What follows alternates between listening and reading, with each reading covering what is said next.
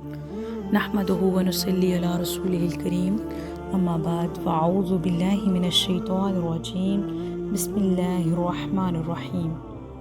سورۃ الفاتحہ۔ فاتحہ کے لفظی معنی ہے ابتدا کرنے والی۔ قرآن مجید کی سورت کو بھی فاتحہ اس وجہ سے کہا جاتا ہے گویا کہ یہ دباچہ قرآن ہے۔ سورۃ الفاتحہ کے متعدد نام احادیث میں آئے ہیں۔ بعض حضرات نے ان کی تعداد 20 تک بتائی ہے۔ چند مشہور یہ ہیں: الشفا، ام القرآن، سورۃ الکنز، الکافیہ، السبع مثانی۔ اساس القرآن۔ اساس القرآن یعنی یہ قرآن کے لیے جڑ، بنیاد اور اساس کی حیثیت رکھتی ہے۔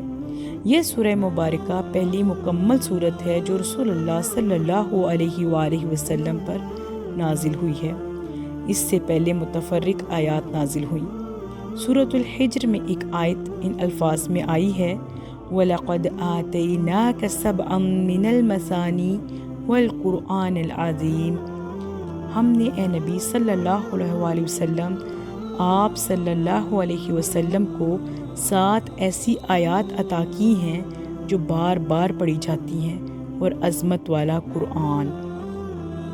سورۃ الفاتحہ کی 7 آیتیں دہرا دہرا کر پڑھی جاتی ہیں، نماز کی ہر رکعت میں پڑھی جاتی ہیں، اور یہ سورہ مبارکہ خود اپنی جگہ پر ایک قرآن عظیم ہے۔ صحیح بخاری کی روایت ہے کہ رسول اللہ صلی اللہ علیہ وسلم نے ارشاد فرمایا: سورۃ الحمد للہ رب العالمین ہی 7 مثانی، اور قرآن عظیم ہے جو مجھے عطا ہوئی۔ حضرت ابن عباس رضی اللہ تعالیٰ عنہ نے فرمایا: ایک دفعہ جبریل امین نبی کریم صلی اللہ علیہ وآلہ وسلم کے پاس بیٹھے ہوئے تھے کہ انہوں نے اپنے اوپر زور سے دروازہ کھلنے کی آواز سنی تو سر اٹھایا اور فرمایا: یہ آسمان کا ایک دروازہ ہے جو آج کھولا گیا ہے۔ تو اس سے ایک فرشتہ اترا، پھر فرمایا: یہ فرشتہ زمین پر اترا ہے جو آج سے پہلے کبھی نہیں اترا۔ اس فرشتے نے سلام کیا اور کہا کہ آپ کو 2 نوروں کی خوشخبری ہو جو آپ کو دیے گئے ہیں، آپ سے پہلے وہ کسی نبی کو عطا نہیں ہوئی، فاتحہ الکتاب اور سورۃ البقرہ کی آخری 2 آیات۔ آپ ان دونوں میں سے جو بھی حرف پڑھیں گے وہ چیز آپ کو ضرور عطا کی جائے گی۔ یہ سورت شفا بھی ہے۔ نبی کریم صلی اللہ علیہ وسلم نے صحابہ کرام کا ایک مختصر لشکر کہیں روانہ فرمایا۔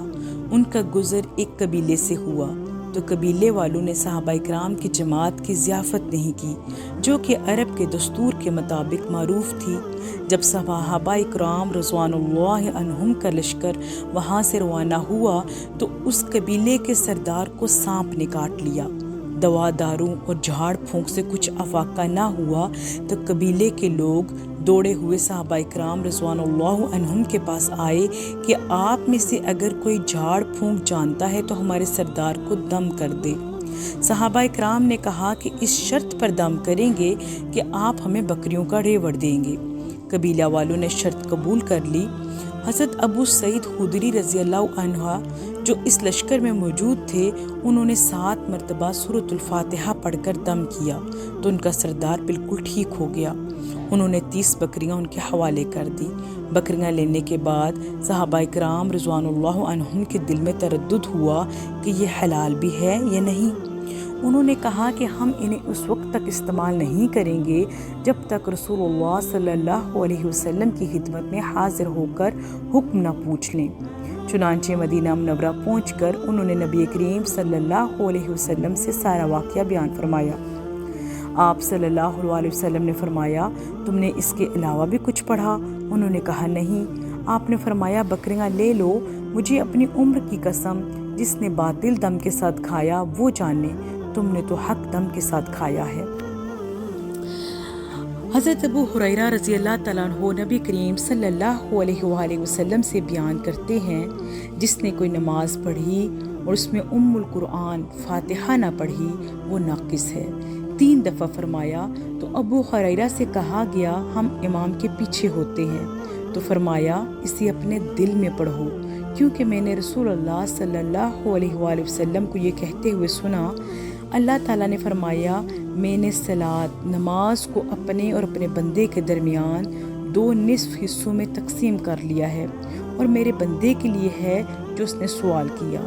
تو جب بندہ الحمدللہ رب العالمین کہتا ہے تو اللہ تعالیٰ فرماتا ہے میرے بندے نے میری حمد کی، اور جب وہ الرحمن الرحیم کہتا ہے تو اللہ تعالیٰ فرماتا ہے میرے بندے نے میری ثنا کی، اور جب وہ مالک یوم الدین کہتا ہے تو وہ فرماتا ہے میرے بندے نے میری تمجید کی، بزرگی بیان کی، اور کبھی فرماتا ہے میرے بندے نے اپنا آپ میرے حوالے کر دیا۔ پھر جب وہ ایاک نعبد و ایاک نستعین کہتا ہے تو وہ فرماتا ہے یہ میرے اور میرے بندے کے درمیان ہے، اور میرے بندے کے لیے ہے جو اس نے سوال کیا۔ پھر جب وہ اہدنا الصراط المستقیم صراط الذین انعمت علیہم غیر المغضوب علیہم ولا الضالین کہتا ہے تو وہ فرماتا ہے یہ میرے بندے کے لیے ہے، اور میرے بندے کے لیے ہے جو اس نے سوال کیا۔ یہ سورت اگرچہ اللہ تعالیٰ کا کلام ہے مگر یہ بندوں کو سکھانے کے لیے نازل ہوئی ہے کہ وہ یوں کہیں۔ دلیل اس کی گزشتہ حدیث ہے کہ بندہ یوں کہتا ہے تو اللہ تعالیٰ یہ فرماتا ہے۔ اس میں بندے کو اللہ تعالیٰ سے مانگنے کا طریقہ سکھایا گیا ہے کہ پہلے اس کی حمد و ثنا اور تمجید کی جائے، پھر اللہ تعالیٰ سے اس کا بندہ ہونے کے تعلق کا ذکر کیا جائے اور اپنی بندگی کا وسیلہ پیش کیا جائے، اس کے بعد اللہ سے مدد مانگتے ہوئے اصل مقصد کا سوال کیا جائے جو کہ صراط مستقیم کی ہدایت کا سوال ہے، جس سے اہم کوئی سوال نہیں۔ اس لیے بعض اہل علم نے اس کا نام تعلیم المسئلہ بھی رکھا ہے، یعنی مانگنے کا طریقہ سکھانے والی سورت۔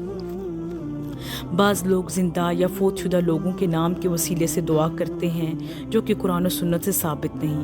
صحیح وسیلہ جو ثابت ہے وہ اللہ تعالیٰ کی ذات و صفات کے وسیلے سے دعا کرنا ہے، یا اپنے کسی سوال عمل کے وسیلے سے دعا کرنا ہے، جیسے کہ ایاک نعبد میں ہے، یا جیسا کہ سورت آل عمران آیت نمبر 193 میں ایمان لانے کے وسیلے سے دعا کرنا سکھایا گیا ہے، اور غار والے 3 اصحاب نے جیسے اپنے خالص عمل کے وسیلے سے دعا کی تھی، یا کسی زندہ آدمی سے دعا کروانا جیسا کہ صحابہ کرام رسول اللہ صلی اللہ علیہ وآلہ وسلم سے دعا کروایا کرتے تھے، اور حضرت عمر اور حضرت عباس رضی اللہ عنہما سے بارش کی دعا کروایا کرتے تھے۔